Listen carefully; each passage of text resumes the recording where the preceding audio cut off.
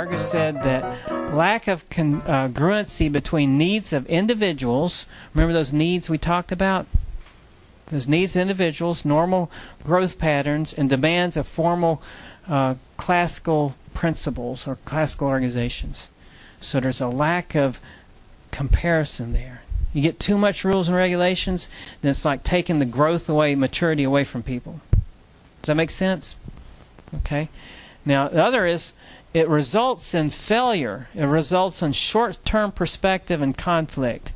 Okay? So if you have too much control over a person that's maturing in their job, the results are that you have more failures. Because you're taking creativity out of people, you're taking the minds out of people, you're just, follow the rules. You're here to work, not to think. You're here to do what I say, right? So that's a problem. Short-term perspective. Now, why is there a short-term perspective in a classical organizational structure? You're making decisions on your stock price. You're not making decisions because it costs a lot of money to go through a change, and there's a long-term return on investment, and the harder the change it is, the harder it's going to be to find that return on investment, right?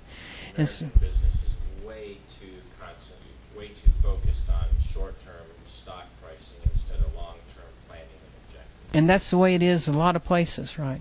So can you imagine also there may be conflict? You're growing, you're getting more mature, but you're having to fit into your old, preteen clothes, basically. And so there's going to be conflict with that. Can't grow. All right, now, here's another one.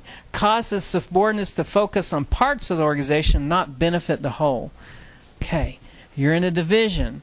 Now your divisions are competing between divisions. Does that help you get good results or hurt you from getting good results? Well, a lot of times it will hurt you, right? There's exceptions to everything, but a lot of times if your short-term perspective on how well your division does and you're competing against the other division and you're actually a customer of that division or you're actually a client of that other division, then isn't that a problem? You're competing with your customer. Now, this increases with employee maturity. Can you imagine that the younger the employee is, the newer the employee is to a company, the less problems you have with them? Because they're trying to figure out how the company works. But after they've been there 10 years, they've figured it out. So now they want to use their brain. When you go back to the companies that you have worked for and you start applying things and people say you can't apply it here, it causes a problem because you've learned tools that you can't apply. Does that make sense? Okay. So it increases maturity. It increases with a formal organization that's made more clear, and that's kind of like you start off, but now as you know more, then you want to do more, right? It also increases further down the chain you go, so the janitor has more of the problem than the president. The division manager has less of a problem than a worker on the line. Worker on the line has more of a problem with this, because there's some really smart people in line. One of my mentors a long time ago said the only difference between you guys, talking to PhD students, he says the only difference between you guys and the guys on the line is you may have more opportunities than they had. They may be smarter than you. And so when you go out and work with people, you got to remember they may be smarter than you. You try to bring them into the thought process. They may not have had the opportunities. There may be a different point in their life. They may be younger than you. They may be less experienced than you, but they may be smarter than you. So you got to take that in consideration when you make decisions and when you get them involved. Okay? As jobs become more routine. So now, as the job becomes more routine, you use less of your brain, it becomes more of a problem.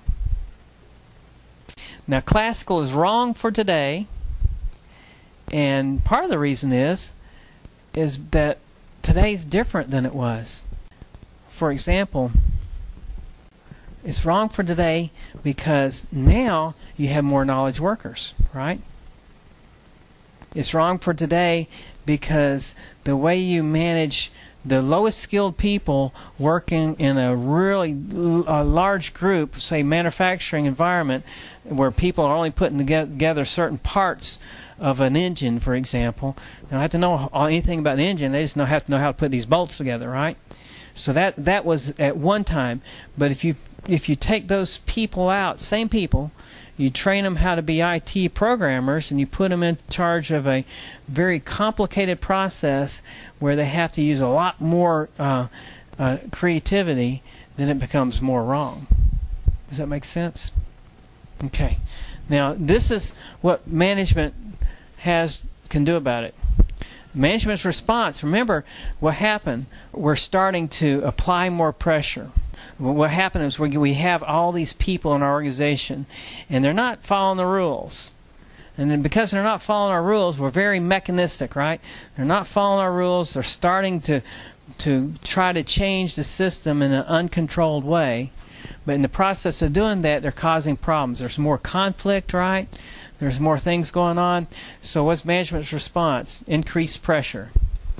And remember, these guys are maturing in the company, and our response is treat them more like a kid. Does that make sense? Have you ever been there? In companies where your employees are maturing, but the response of management is treat you more like a baby.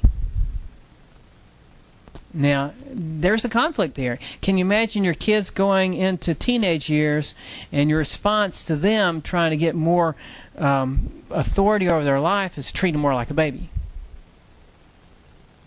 Okay. And the other thing is increased controls. Now we're have more procedures, more policies, more things, more hoops they have to jump through.